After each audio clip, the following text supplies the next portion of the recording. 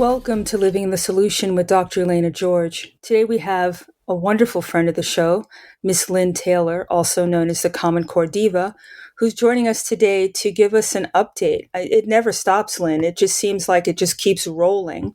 Right. And, we've talked a lot about how the schools are now, they're like laboratories where they just test out things on kids and the parents are unaware, and it affects not only the child, but society.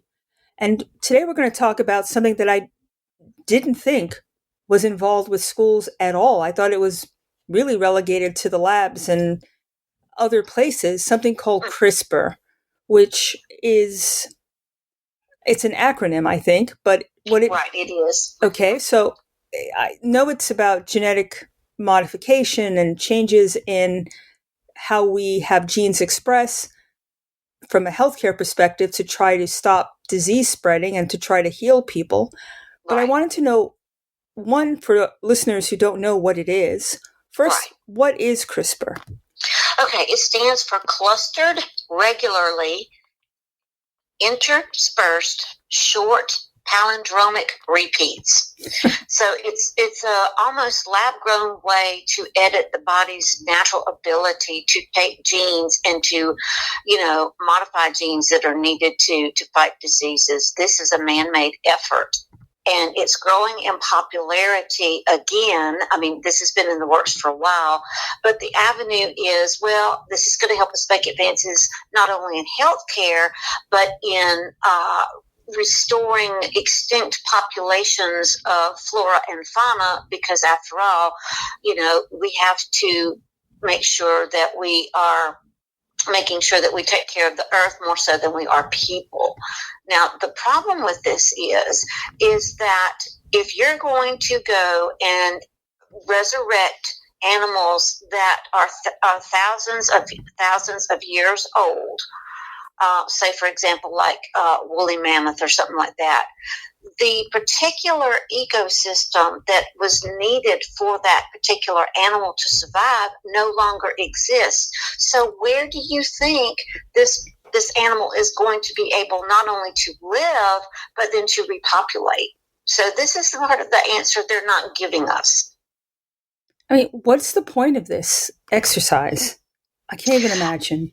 I think if you look at the companies that are behind this, they all come at this with this kind of almost guilt factor that, it's our fault, we've wrecked the planet, so now it's up to us that we have to restore the planet.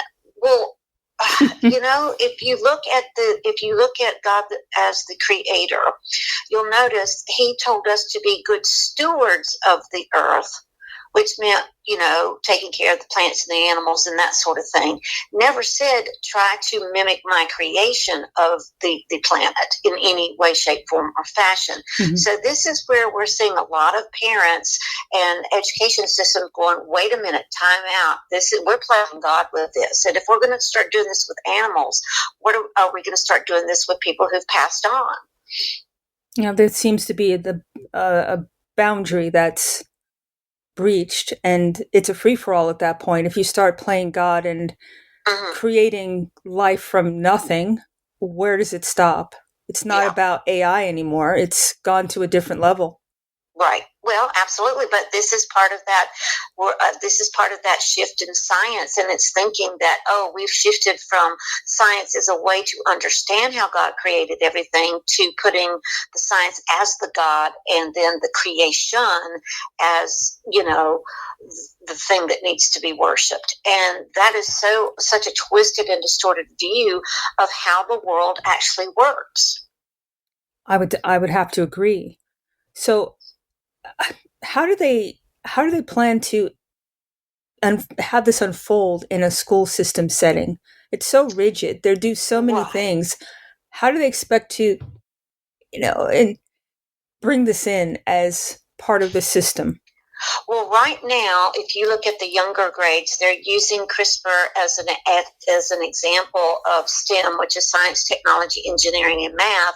And they're going, oh, you can get a CRISPR set in a box, and oh, goody, you can you can grow a rock from nothing, or you can edit this potato to be this, or So they're trying to spin it around as, oh, look how fun this is, because you're going to learn more when you're having fun, but here's the danger to it. You're going to get a child comfortable with this sort of editing on things that have no business being edited.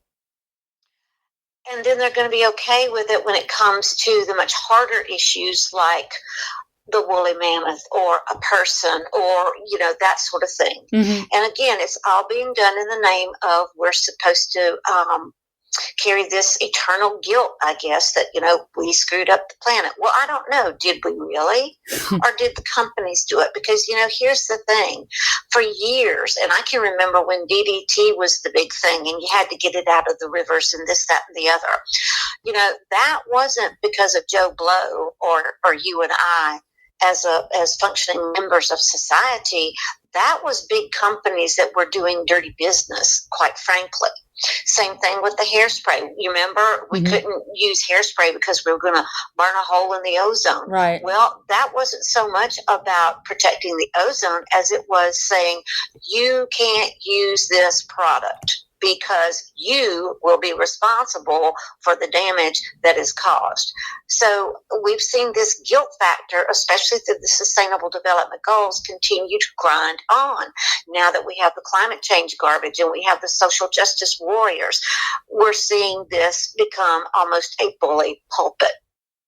You made an interesting statement that I didn't even think about. You think about all of the ills of our society, whether that's industrialization, various chemicals, forever chemicals, plastics.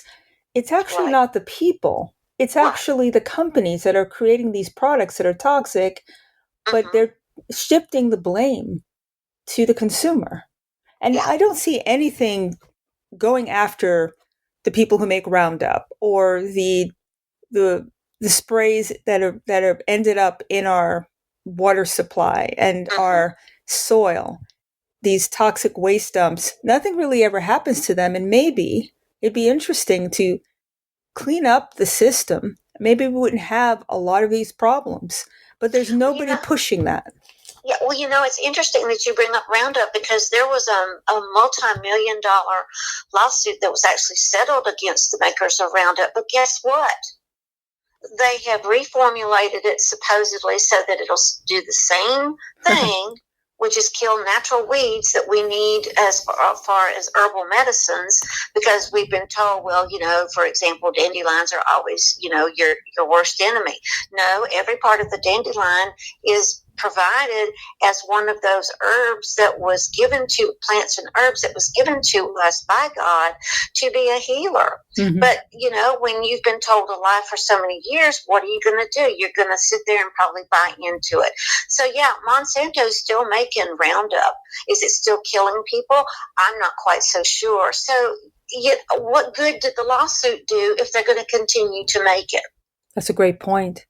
And we can only hope that there's a movement in the healthcare system now to clean out things like fluoride and these forever chemicals and these plastics.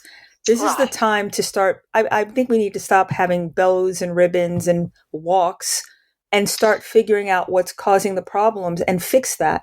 It just seems that there's this method to the system that it's about fixing or treating the symptom, but never talking about the cause.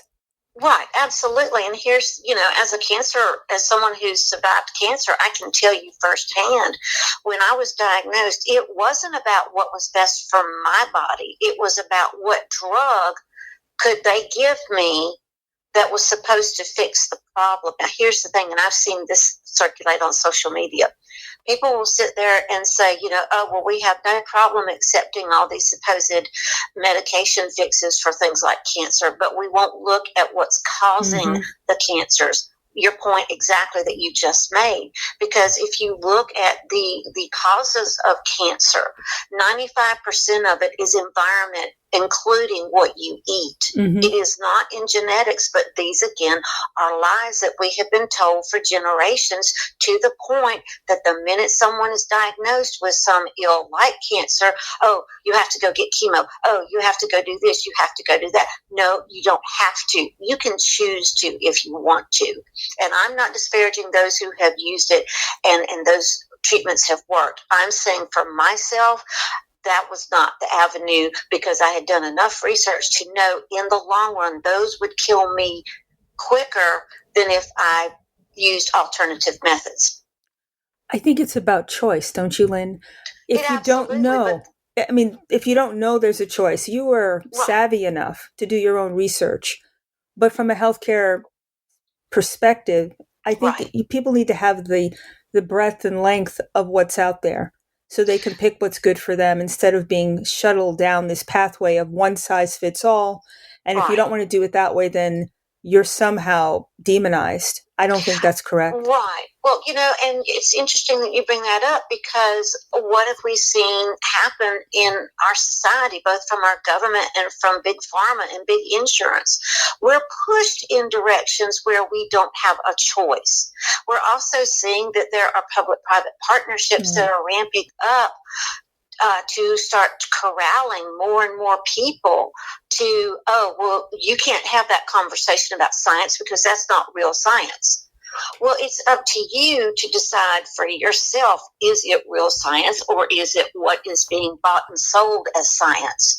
So this is creating a huge divide, and what it's setting up is a divide where someone's going to come in, be it the government or the corporations or a combination of both, and going, wait a minute, you can't have independent thought. You can't have free thinking when it comes to your choices and how you care for your body or what you do for your family. No, because that's misinformation, and you can't have misinformation in your life.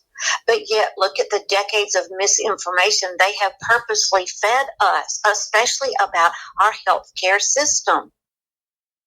It's been coordinated, right? From the time that the Rockefellers came in and changed our medical education system to... right. Right. I mean, there was a much more natural approach back in the day, and now it's not. Well, yeah, he went after the medicine first, and then he went after education the second. And there was a reason why. Because if you're going to corral the masses, what better way to do it than to miseducate? But yet we're the ones who are guilty of misinformation or disinformation. And if you look at the accepted definition of what those are, it's, someone...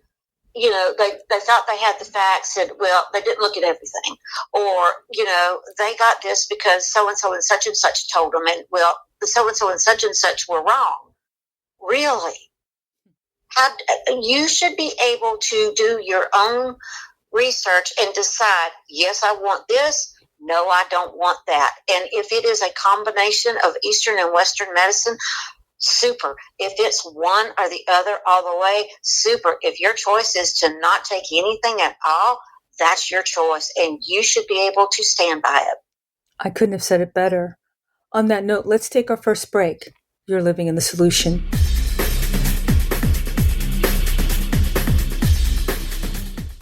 Understanding health insurance is becoming more challenging.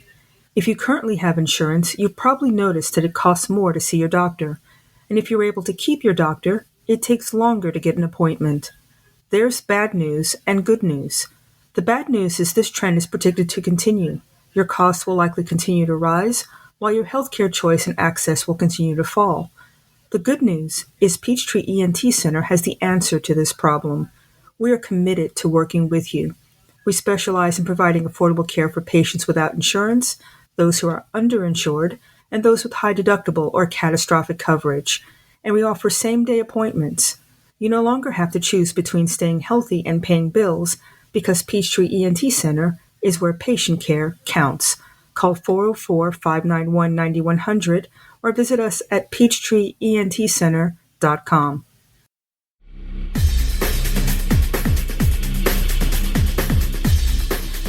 Welcome back to Living Solution. We're speaking with Miss Lynne Taylor. And Lynne, you said just so many important things before the break about honesty. And for me as a scientist, where it's about you have a hypothesis, you go through everything you need to do to prove it. You don't start out with the answer and then do what you need to do to prove that backwards. Right. They're using science as a method, or at least it has been used in the last several years, as it's like a Bible. It's trust this. I mean, I can't stand this phrase, trust the science. When you really can't, you have to know who the scientists are, who's underwriting it. And again, did they come up with we have a conclusion, we're going to do what we need to do, get rid of data that doesn't support it to get the science behind what we want to have done? Well, here's another aspect of this. Science is forever changing because our world is forever changing. People want to get on the bandwagon about, there's climate change, the sky is falling. Well, guess what? Since the day one that creation existed, we've had climate change, and it's called weather patterns. Well, it doesn't mean anything. It changes every minute, doesn't it? Every day. It absolutely does. But so has science, because if you go back and you look, the way science was started was a way to understand how God created your body as well as the world that you live in. It wasn't until the Renaissance, when humanism was inserted, that someone got the bright idea, science has nothing to do with God, when it has everything to do with God. But the point of it is, that's when it got separated. And ever since then, it has been this science versus God when it doesn't need to be. So we have a useless battle going on. Mm-hmm. But what better way to continue to provide not only health care, but education, because the two go hand in hand. You can't be a healthcare provider if you don't have a proper education. And you and I have discussed this on many shows, where you have talked about how you have seen changes from when you were in medical school to what's going on now. We've talked about how we've seen a shift in education for those who are in those fields. But this goes back to a question of ethics, and this is one of the things that they're posing with this CRISPR. Well, it's new technology. We don't really know where it's going to go, but this is going to impact agriculture. It's going to impact our environment. It's going to impact our health.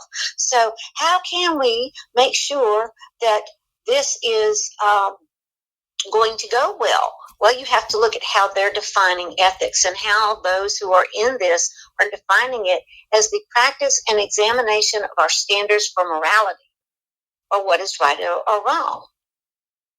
But there's no God in this, so how do they set the standard of what's right and wrong? Exactly. That's the point. Ethics is totally different from morals. Morals you can find in any religion. Ethics you can find in any religion. If you go and look up morality or ethics in a concordance to a Bible, you're 9 times out of 10 not going to find anything under those subjects. What you will find are commandments that we were given, like being good stewards over the earth, or taking care of each other, or all these other things. Those were the characteristics. So characteristics are totally different from ethics and morals. And yes, they can be interwoven, but they shouldn't be separated. And that's what we see this kind of science doing, is they want to split a hair to make their point and then have you die on that cross for it. Well, it's interesting when you talk about morals and ethics from a biblical standpoint. No one's better than anybody else. Everybody's a child of God, and therefore we're here with whatever gifts and talents we were given, and it's our job to use them in a healthy and appropriate way. Where this system is about those who are better than others. How do you make a super person? How do you tease out those who are special versus those who aren't? And it's artificial to top it off. Well, absolutely. But you know what this smacks of, don't you? Well, eugenicists. Go ahead. Eugenicist adds, comes to mind. Well, there's that, but think about all those horrible, horrible experimentations that were done on living people back in certain regimes. Yeah. That's exactly what this smacks of, only now we're going to do it from a scientific viewpoint. Well, what do you think they were doing then? A scientific viewpoint. They were trying to create a better human. Oh, yeah, we've gone to another level if you're trying to manipulate someone's genes, though. Well, and I understand that, but here in the past, we've had people get upset over the fact that, well, we have test tube babies. Yeah. I remember reading about all that.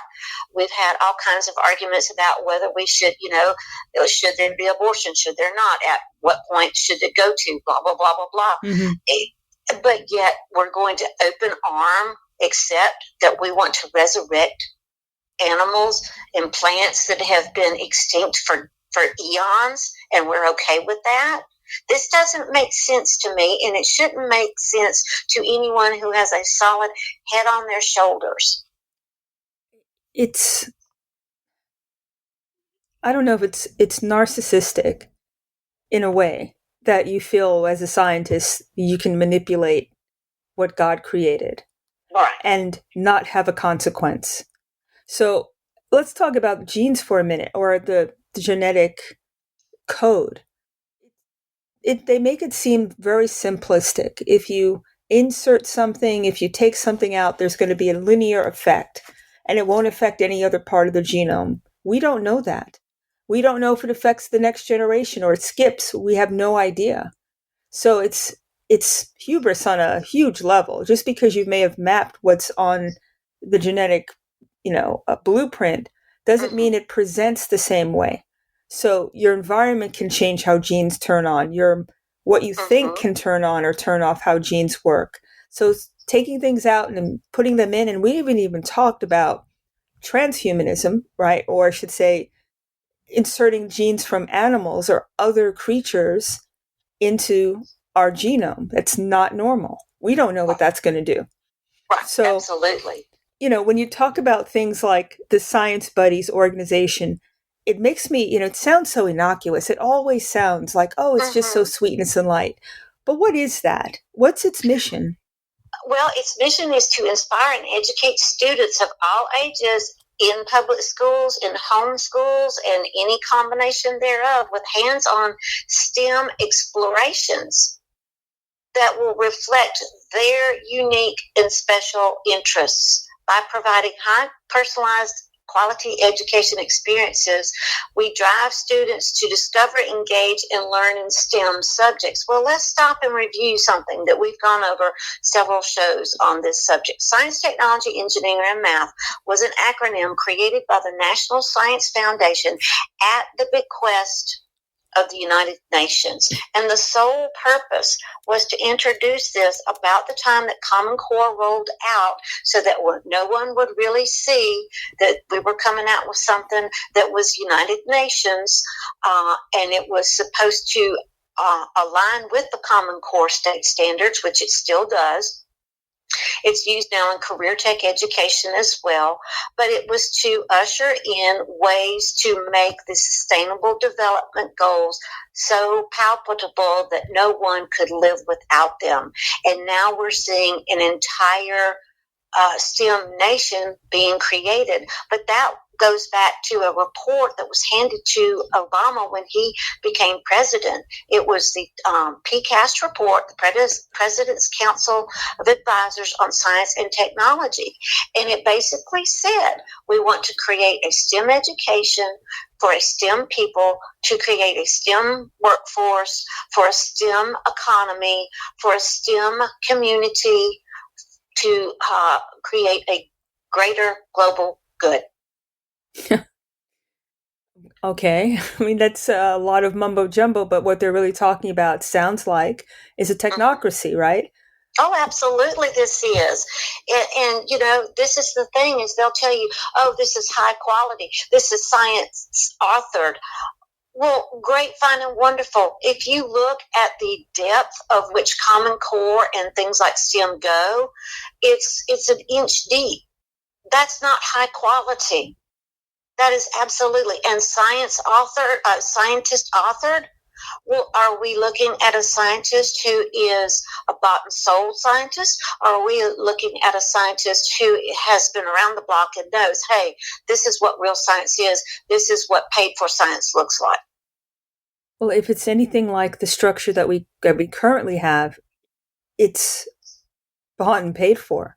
I mean, follow the money on all of this. It's all goes down to same pipeline, right? Well, right. And here's one of the things that they use to sell the Science Buddy is the pandemic. Because they'll go in and use this illustration of this group of red blocks didn't arm themselves against the incoming whatever. And this group of blocks over here that's another color, well, they did. So what are you teaching? Are you teaching someone to go and follow their passion in science, or are you teaching them a conditioned response to when something happens?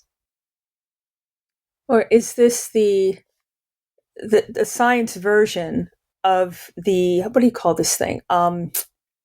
Where they use, how can I put it? Everybody from a social standpoint, social engineering, basically. But this is a science version of it, where it all gets, it's pablum, it's monetized, there's no truth in it. It's just give the response that continues the dialogue in a direction that they wanted to go in, right? There's no conversation, there's no critical thinking, there's no anybody saying, hey, I have a question. There's no questions to be asked because you'll be somehow removed from the conversation. Yeah, you can't ask that. No. And, I kind of call it the science police. And the reason I know this is because the National Academies for Sciences, Engineering, and Medicines just released a document that's almost 400 pages long. And it's titled something to the effect of Understanding and Addressing Misinformation in Science. Oh my God. When you go through and you look at this particular document, Dr. Elena, you see where it blatantly says, from a government and private standpoint, in partnership, we are going to start affecting legislation. We are going to start affecting policy. We are going to start affecting how you consume your media, so that the minute there's any blanket assumption that there's misinformation or disinformation going on, it's shut down. Now, how are they going to be able to achieve that if they're not constantly watching and listening? They can't, but, this is becoming more and more a surveillance society. And let's take a break, because I don't want to break your thought in the middle of this, because I see a bigger picture here. Okay. And people are coming out and talking about we need censorship. And it sounds innocuous now, but it's not going to be. So let's take our second break. You're living in the solution.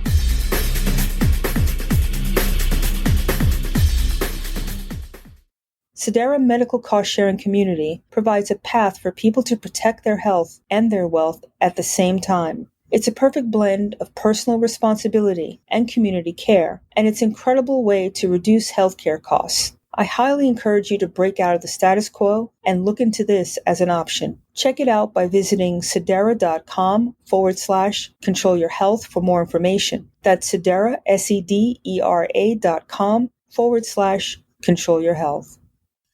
You're listening to Dr. Elena George, advocate for living in the solution. Understanding health insurance is becoming more challenging. If you currently have insurance, you've probably noticed that it costs more to see your doctor. And if you're able to keep your doctor, it takes longer to get an appointment. The bad news is this trend is projected to continue. Your costs will likely continue to rise, while your healthcare choice and access will continue to fall. The good news is Peachtree ENT Center has the answer to this problem. We're committed to working with you. We specialize in providing affordable care for patients without insurance, those who are underinsured, and those with high deductible or catastrophic coverage. And we offer same-day appointments. You no longer have to choose between staying healthy and paying bills, because Peachtree ENT Center is where patient care counts. Call 404-591-9100 or visit us at peachtreeentcenter.com. livingthesolution.com.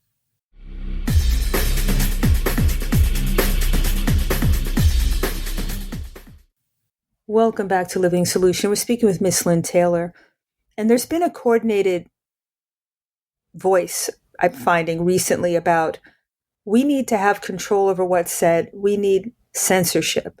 And if anybody comes out with something that's counter that, we need the means to shut them down. And they're really trying to make this a legislative grid where England is a perfect example. You can be arrested there for going against the voice, the common voice of whatever there is, right? So is this whole education system, because we're talking generationally, right? Right. We know, but if these children never learn to be critical thinkers, they're in this system, at some point, they're not going to get any pushback or resistance. And this is just setting up the grid for this to happen. Is that one way that you can think about all of these STEM, movement towards STEM, these changes, watching what the kids saying, basically deciding what path they're going to be on from the time they can basically walk? Is this just setting up this Brave New World society? Well, absolutely. And how many times have we used that example? How many times have we talked about this on our show? And still we have parents who are, getting up every day and they're rinse, repeat, and do the same thing because, well, this is what we've always done and this is what's worked. And we're not thinking about the long-term consequences of this with our children. You're looking at, STEM was rolled out somewhere in the mid 2010s. Okay. So we've got a good 10 years. So that means that someone who anywhere along that line, they could have had nothing but this for those 10 years of education, or they could have had something before this and a little bit of it. It's kind of like the Common Core. You have to understand, well, which students totally escaped it, which students got some of it, and which students got all of it. Doesn't matter because it's marching to the same drum, and that is collectivism. It is showing you that you are no more important than the man in the moon. You as a person, you as an individual, what you think. And, they'll argue and say, oh, yes, but we know what critical thinking is. No, you really don't. Because if you understood how critical thinking works, you have to go back to the old school method. And there was nothing wrong with this old school method. And that was true critical thinking, deduction of reasoning, debating, things like that. That didn't happen until high school. And why was that?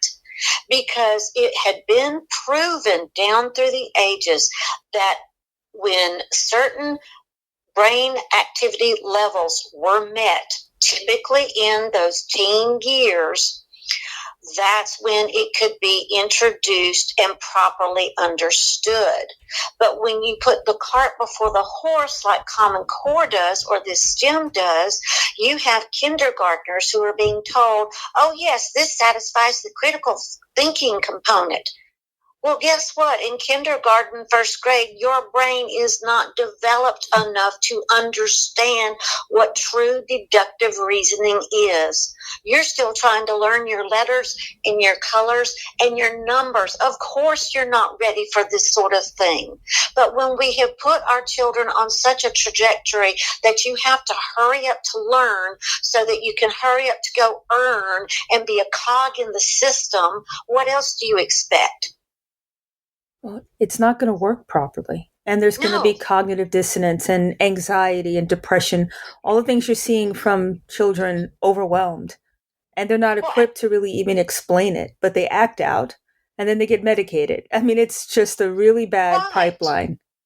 Right, it is. But if you had just waited until they were mature enough to understand what true critical thinking is, you might not have all this issue. But of course, we have talked about how much this system depends on the children failing, on the children becoming so frustrated that they have to be micromanaged, over-therapized, and then over-medicated. Because why? Because big pharma and big insurance and big tech are making the bucks. They are literally depending on this system to continue to succeed so they can line their bottom dollar. They can line their pockets.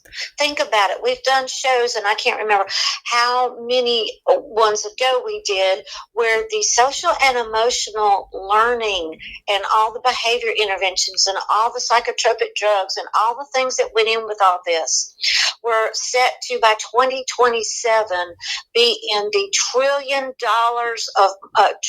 of dollars profit margin. And we're right on target. My God. And we forgot one segment that we didn't discuss, and that's the pipeline of school to prison, which is also part of this grid. So they've got something for everybody. If you can't, and none of it's good.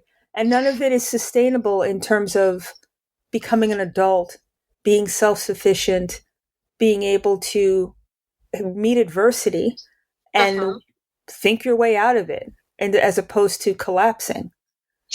Right. And as far as the prison to school to pipeline, but whatever it is, the school to prison pipeline, that's been a government insertion, just like there's something known as, racism. Racism from our government is a huge problem. Now, what do I mean by that? Because you're going to have people who are going to listen to this and like, oh, she's so wrong. No, stop and think about it. If you took someone who has a different skin color than you, okay, and you cut their finger, when you see that blood, are you going to see whatever skin color blood they have?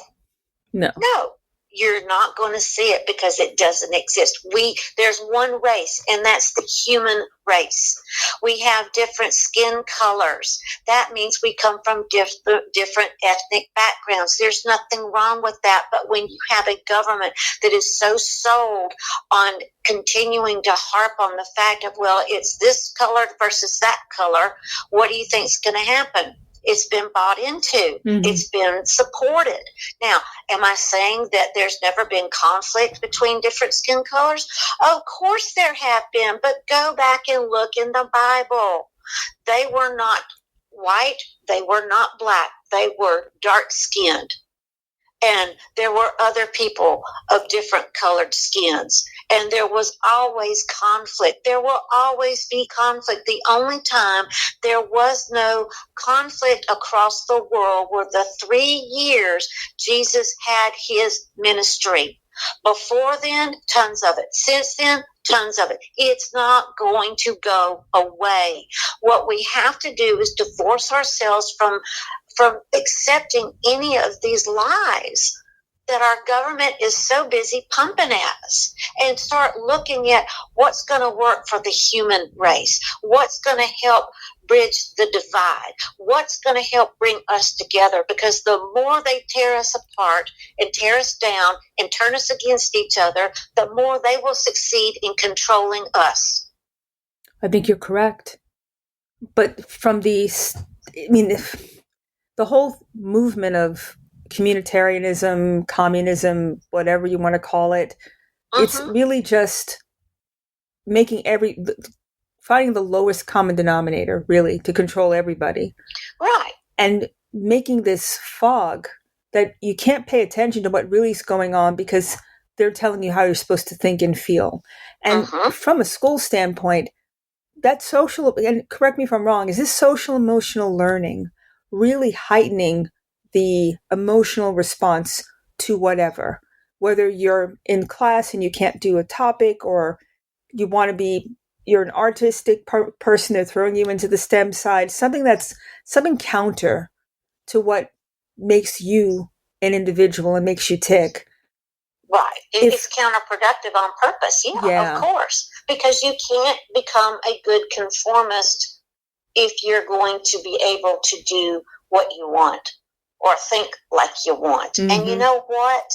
I find that just as criminal as saying, let's go out and murder somebody, because you're killing that child's inner spark. Yeah. And that's terrible. I mean, you're an educator. I can imagine, and I've taught people, just to see that light bulb come on when they understand, they got it. Right. That is just the most, and I remember feeling it when I finally understood a concept. It was amazing.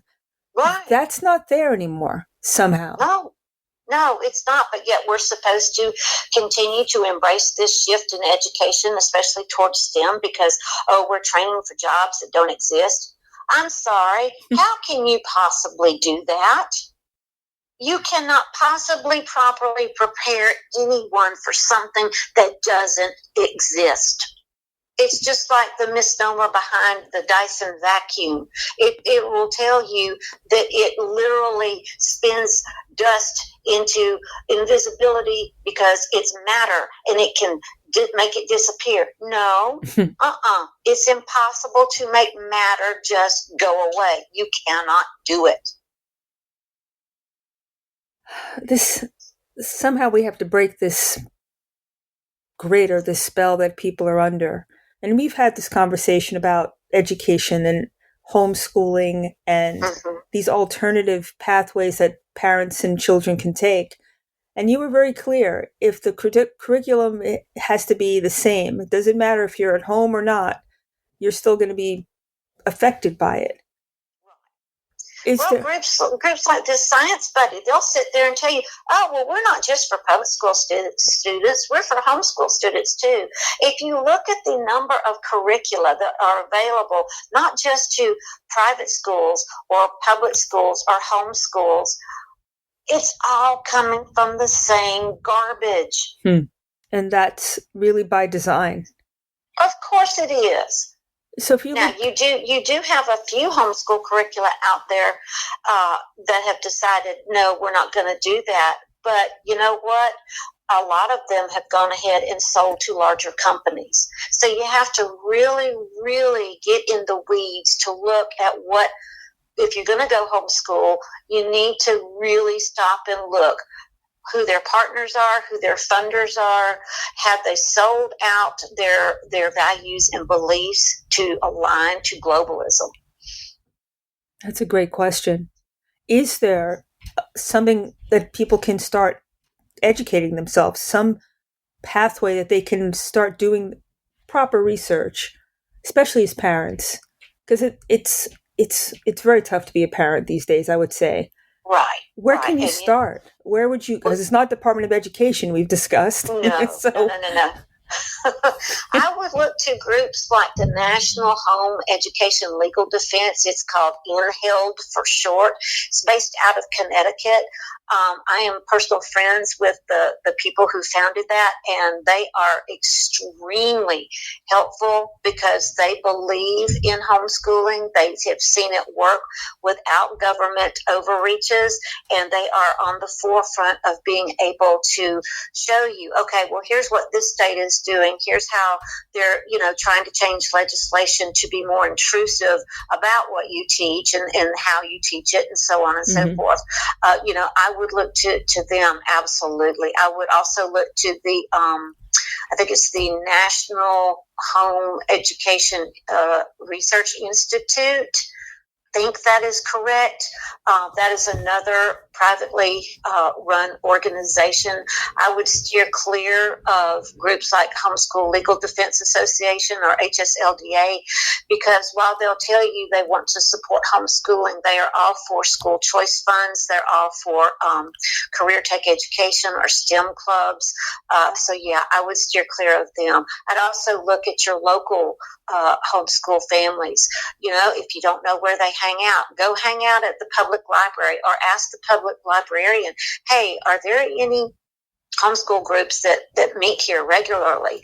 That's a good way for you to get plugged in as well. If you don't know where to start, ask someone like me. I've got 23 years of anywhere between preschool to high school. I mean, there's no reason to reinvent the wheel. No, absolutely not. So on that note, let's take our last break and come back. Sure. You're living in the solution. Do you have problems with sinus pain and pressure? Do other people smell things that you don't?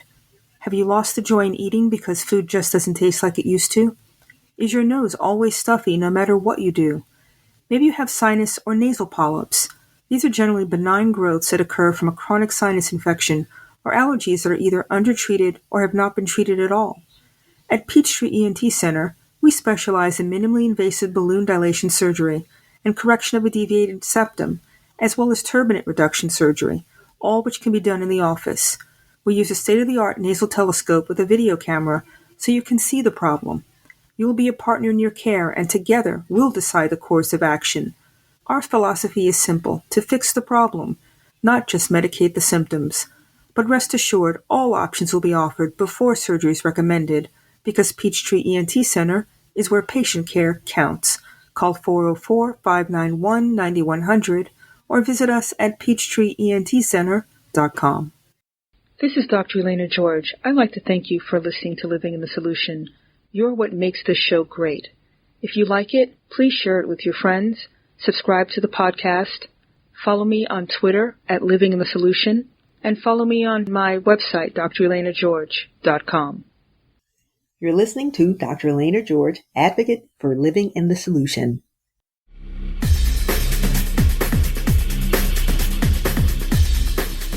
Welcome back to Living in the Solution.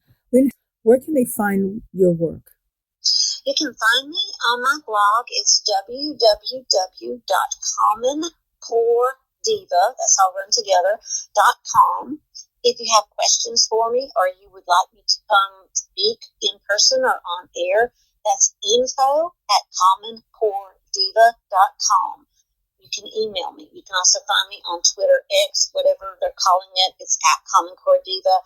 You can find me on Facebook, Common Core Diva 2023. And the reason why I have that differentiated is because the original page that I had, the Facebook idiots decided that they didn't like my original page, so they shut it down. So I was like, in your face, here I'm coming again. So hey, where there's a will, there's a way, right? That's exactly right, because you have to get the information out to the people.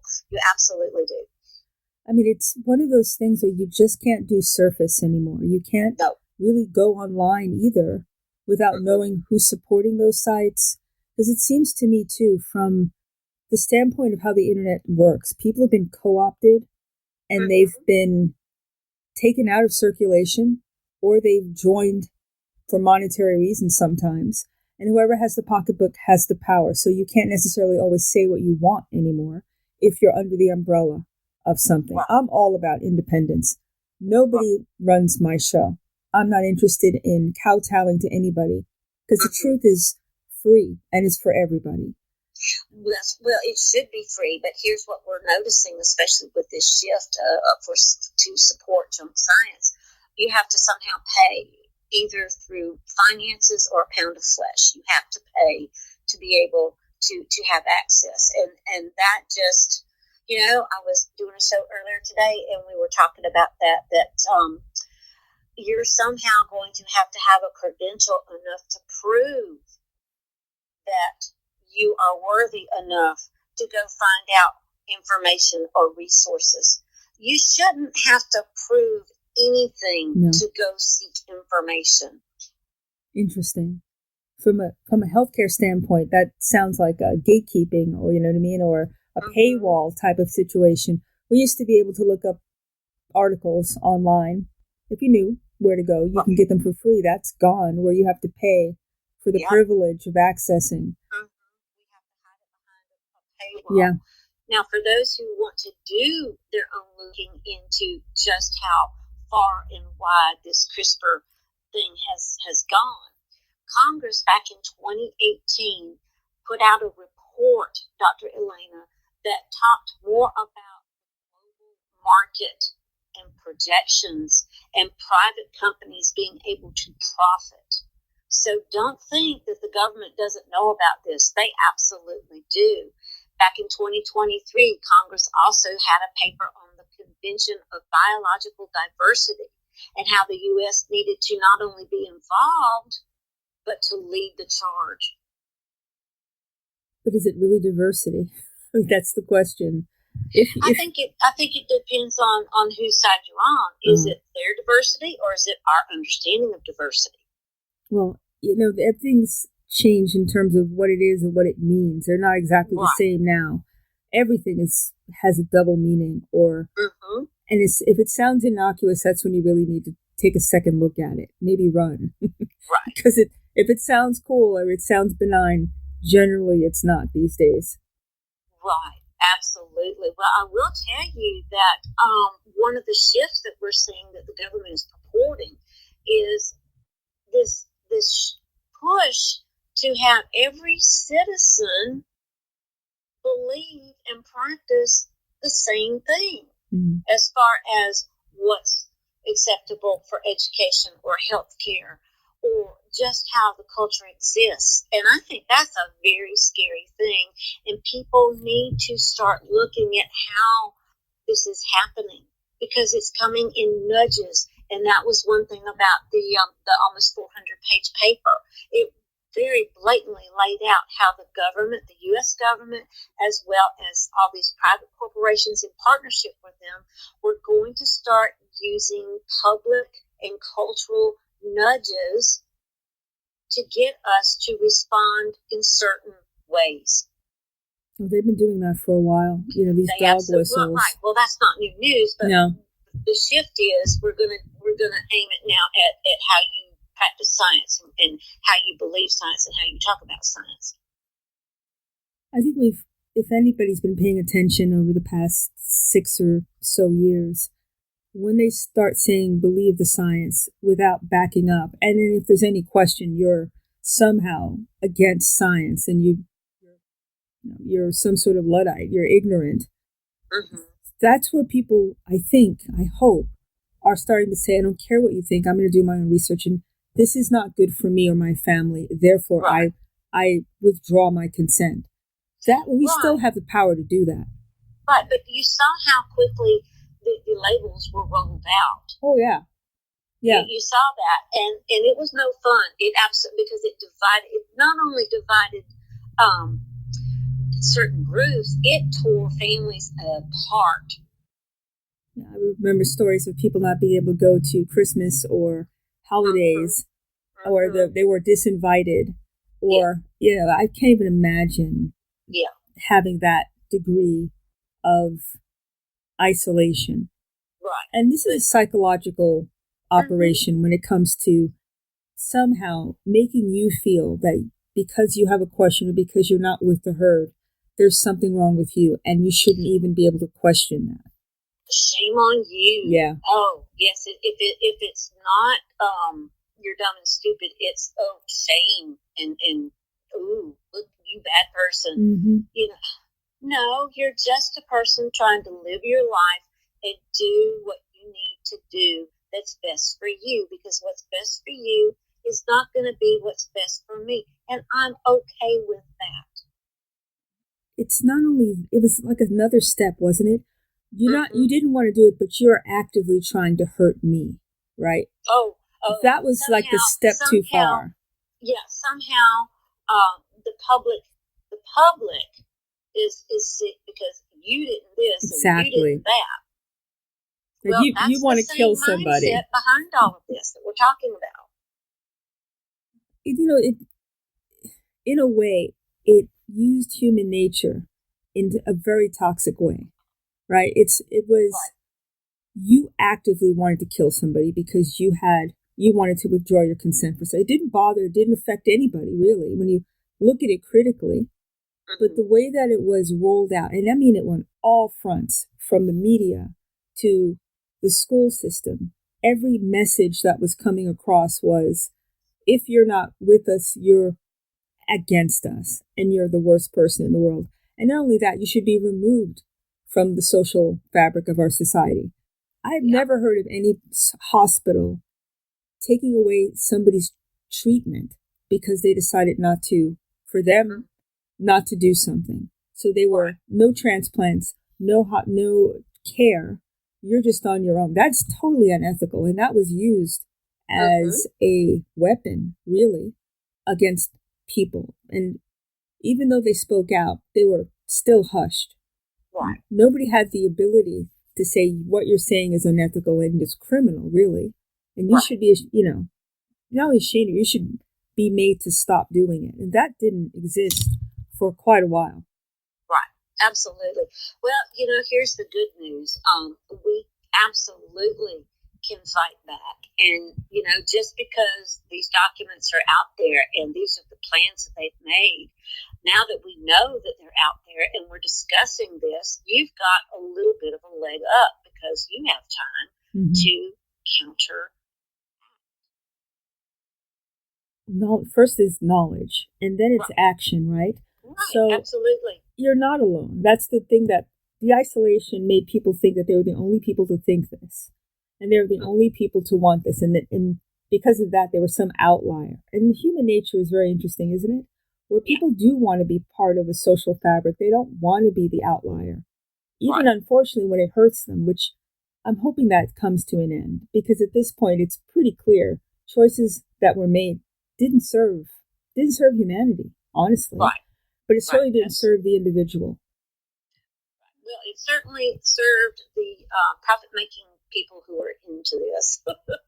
For sure. Yeah. Follow the money and who stands to gain. Those are the two questions. I'm sorry, I didn't mean to cut you off. Go ahead. No, I just said, I tell you what, this is just, it just makes you want to shake your head. And I really, really hope that, since we have been sharing knowledge with people, that they will be hungry for more, so much more, that they decide, you know what, I want to use what these ladies were talking about, and I want to find out more.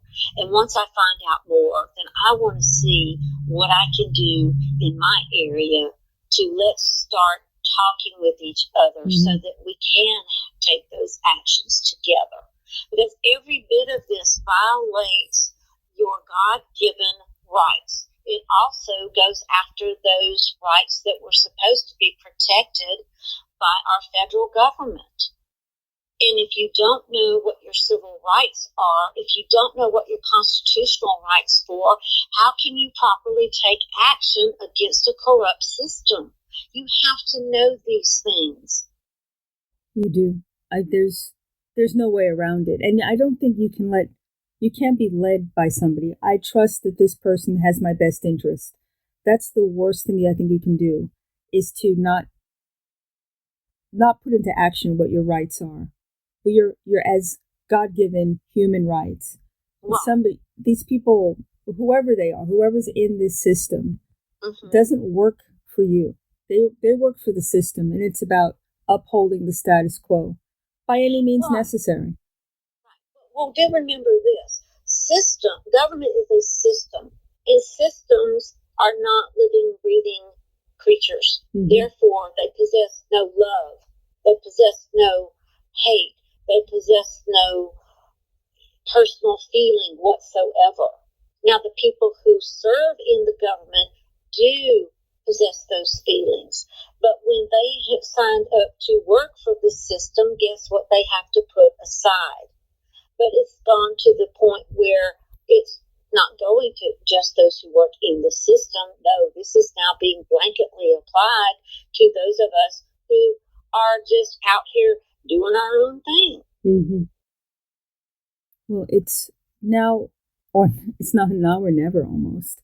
Yeah. This is your chance to take action, to be your own person, and to be proud of that instead of kowtowing or being silent. And it doesn't mean you need to get out there and get on the street, but make choices that are positive, that serve your family's interest, that serve your interest, and honestly, God, instead of this. But I want to make sure, again, Lynn, people know how to reach you. Okay. If you wish to schedule me to speak in person or online, or just have questions for me, info@commoncorediva.com. That is my email. And then if you wish to read my blog, it's www.commoncorediva.com. And you can find me on Core Diva. You can find me on Facebook, Common Core Diva 2023. Lynn, thank you again so much for joining me. It's always an education and a call to action for everybody in our sphere. And take this and run with this. That's all I can say. Well, thank you so much, Dr. Elena, and I really hope and pray that the audience who listens to this will get inspired, will get, maybe they'll feel a little bit of burn in their belly or in their backside, and use that to protect your family. Yeah, it's all on you at this point, I think. Yeah. But nobody wants more for you than you. That's what you need to come away with this from the show. So once again, thank you, Lynne, for joining me, and thank you, everybody, for living in the solution.